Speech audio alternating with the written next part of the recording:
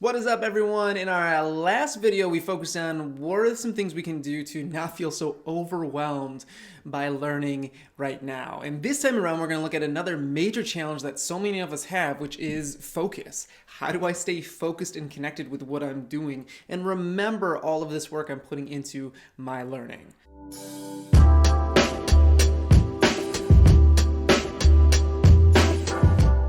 Now, you may recall last time around, we had this a little analogy with stress and the cup, that as our stress levels start to rise, it's hard to have the capacity, the ability to think logically and focus. But let's layer on a whole nother way of looking at this analogy of the cup and focus and how we spend our mental energy.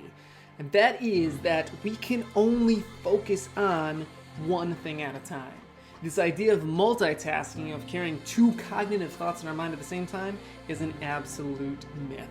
Now, what our brain can do is it can switch back and forth between various tasks over and over and over again. Which might make you think, oh my gosh, that's awesome, I'm like a Jedi, I can just switch and swap and switch and swap. Here's the downside to that. Every time you make this switch, it takes cognitive energy. It adds cognitive load to what you can process. So the things in your short-term memory can often get dumped out of your memory entirely. You've probably had that moment before where you're focusing on what's happening and then your teacher calls on you and you switch your thought and all of a sudden you've lost your train of thought previously. Or you walk into a room and forget why you even walked into that room. Even walking into another room is enough sometimes to dump out our short-term memory. In other words, if we set ourselves up to focus on a lot of things at once, it makes it harder to retain and focus. So it is critical to understand that if we set ourselves up with a lot of distractions or we switch back and forth between tasks too often, it makes it harder to learn and focus. In fact, researcher John Medina refers to this as the 50-50 rule.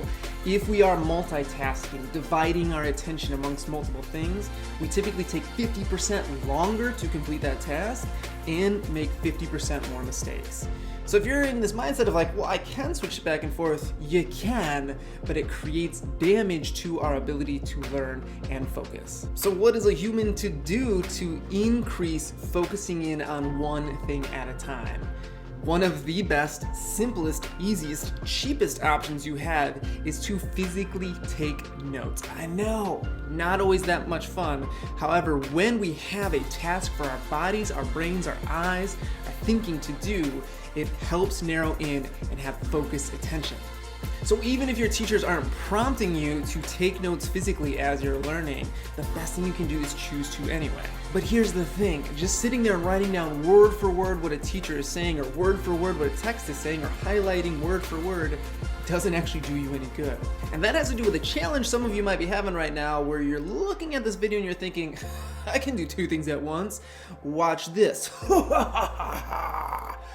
Now, the reality is that muscle memory, procedural memory, isn't something we're actually focusing on. The whole point of muscle memory is so that we don't have to keep that in our attention and our focus.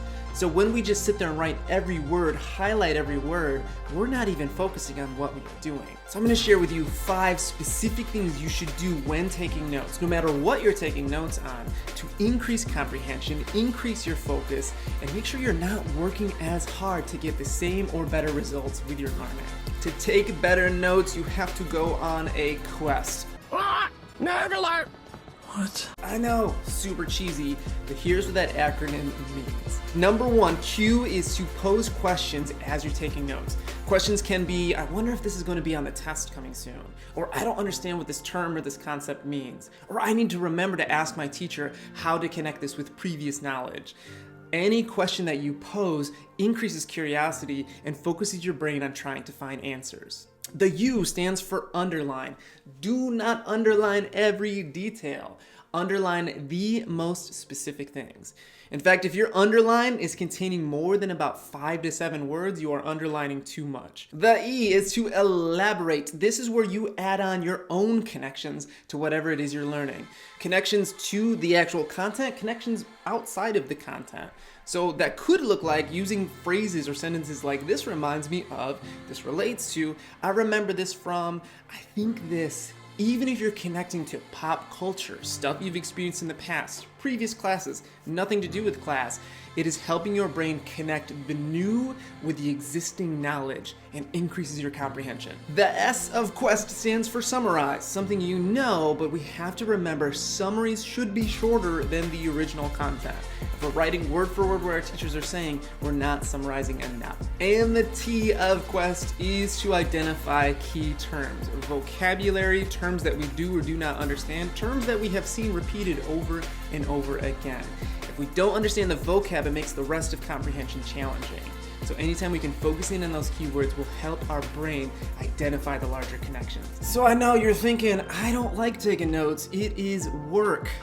Yes, but it is focusing your brain on the right type of work rather than switching all over the place with your focus and attention. Frame it like this. Our bodies don't want to do exercise, but when we exercise, it is good for our bodies and our minds. So sometimes we have to fake it until we become it.